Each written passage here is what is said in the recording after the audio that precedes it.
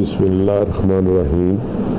रसूल अल्लाह सल्लल्लाहु अलैहि वआलैहि वसल्लम ने फरमाया, जिसने अल्लाह ही के लिए किसी से मोहब्बत की और अल्लाह ही के लिए दुश्मनी की और अल्लाह ही के लिए दिया, जिसको जो कुछ दिया और अल्लाह ही के वास्ते मना किया और ना दिया, जिसको मना करना और ना देना इंदल्लाह बेहतर समझा, तो इसने अपने ईमान को कामल कर लिया।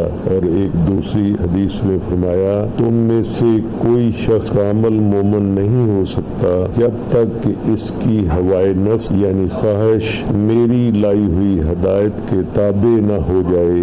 और फरमाया, तुम में से कोई कामिल मोमिन नहीं हो सकता कि जब तक अपने भाई के लिए वही ना चाहे जो अपने लिए चाहता है।